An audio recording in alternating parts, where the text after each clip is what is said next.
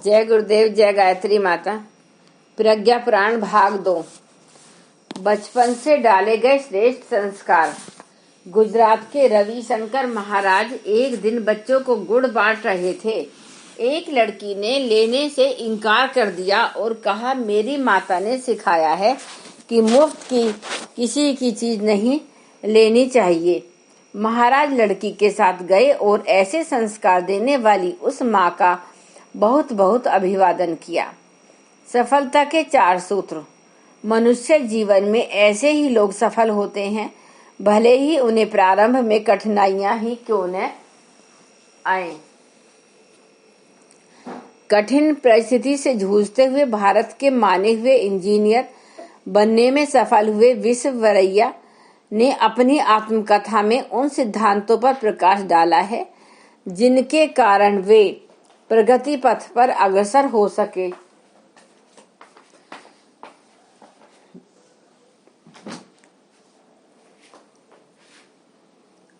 पुस्तक का नाम है memoirs of my working life. वे लिखते हैं, मैंने 4 सिद्धांत को आदि से अंत तक अपनाए रखा जो मेरी ही तरह सफल जीवन जीना चाहते हैं उन्हें इन्हीं का स्मरण दिलाना चाहता हूँ और अनुरोध करता हूँ कि इन्हें मेरी ही तरह अपनाएं। वे सिद्धांत इस प्रकार हैं। लगन से काम करो, मेहनत से जी न चुराओ, आराम कड़ी मेहनत के उपरांत करने पर ही अच्छा लगता है। निर्धारित कर्मों के लिए निर्धारित समय नियत करो। समय पर काम करने की आदत डालने से काम अधिक भी होता है और अच्छा भी। यह सोचते रहो कि आज की अपेक्षा काम किस तरह अधिक अच्छा हो। जो सीख चुके हो उससे अधिक सीखने का प्रयत्न करो। सोचो, योजना बनाओ, गुण दोषों और गंभीरता पूर्वक विचार करने के उपरांत में हाथ डालो। अहंकारी न बनो, नरमता का स्वभाव बनाओ। साथियों के साथ मिलजुल कर काम करने की आदत डालो।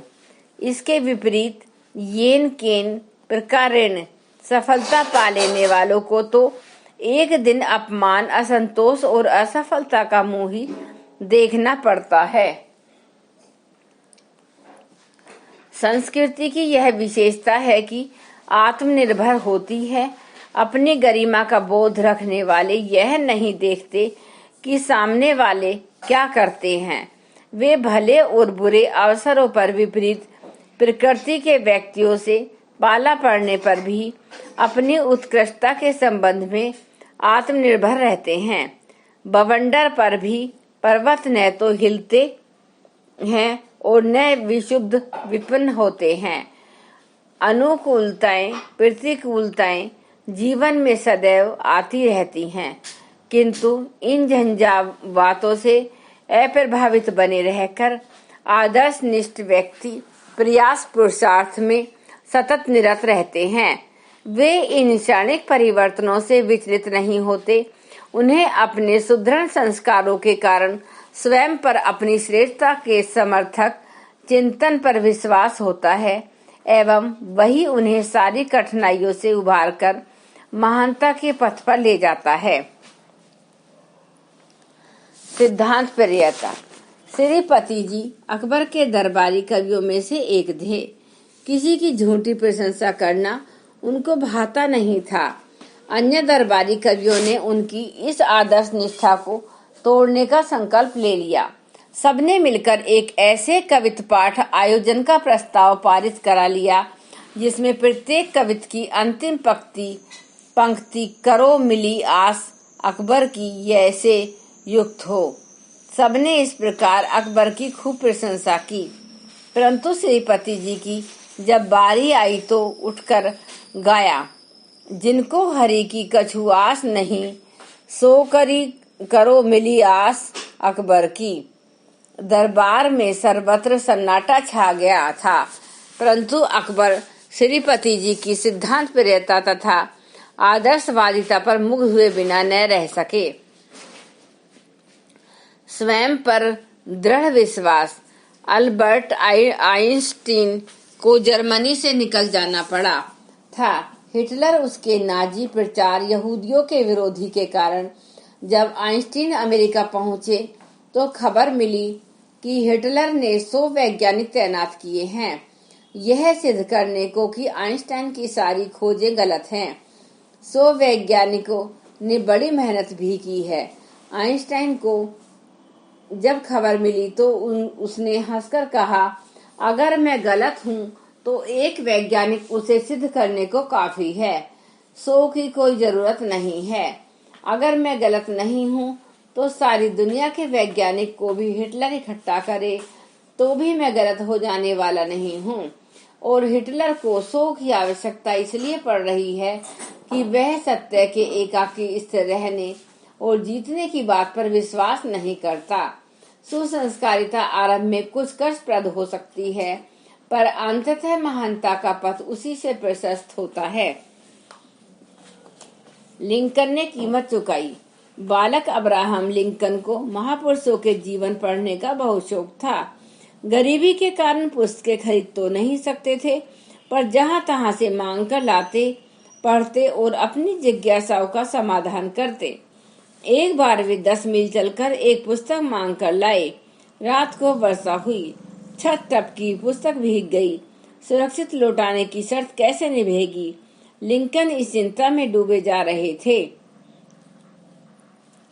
नियत समय पर लौटाने पहुंचे, पर साथ ही उसके खराब होने की बात भी कही। झंझट का फैसला यह हुआ कि लिंकन उन सज्जन के यहाँ इतनी दिन मजदूरी करें जितने में नई पुस्तक खरीदने जितना पैसा चुक जाए। लिंकन खुशी खुशी तैयार हो गए और पैसे चुकाकर वापस लौटे। सारा जीवन अनाचार के आचरण में। अल्मोड़ा से 22 मील दूर ताला ग्राम में बद्री प्रसाद वैष्णव जन्मे। उनके पिता जोशी का काम करते थे।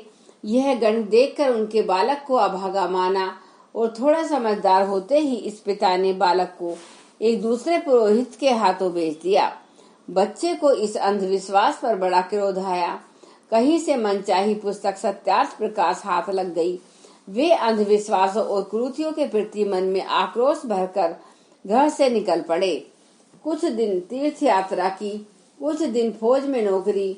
इसके बाद उसने निश्चय किया कि वे जीवन का अनाचार के विरोध में लगवाएंगे। उनके कांग्रेस और आर्य समाज से दोनों से संपर्क साधा और दोनों के विचारों को समय के अनुरूप पाया। उन दिनों कांग्रेस का आंदोलन चल पड़ रहा था। उन्होंने कुमायूं के गांव-गांव में दौरा किया और उन दोनों संस्थाओं से संपर्क बनाए। समाज सुधार का क्रम तो चला ही था, साथ ही उस क्षेत्र में कांग्रेस के सत्याग्रही समाज सेवक भी बड़े संख्या में मिले।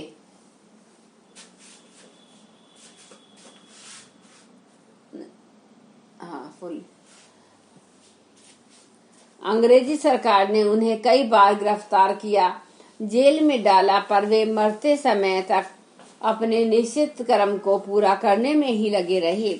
वे जेल में रहे अथवा बाहर महर्षि दयानंद की तरह आजीवन उस पाखंड के निवारण में लगे रहे जिस कारण वे पिता द्वारा बिक्री के अनाचार का शिकार बने थे। नए भारत का निर्माता स्कंदगुप्त। आत्मावलंबन के बलबूते पर कितने ही व्यक्ति छोटे स्तर से ऊंचे उठकर प्रतिकूलताओं से जूझते प्रगति का पथ प्रशस्त करते हैं।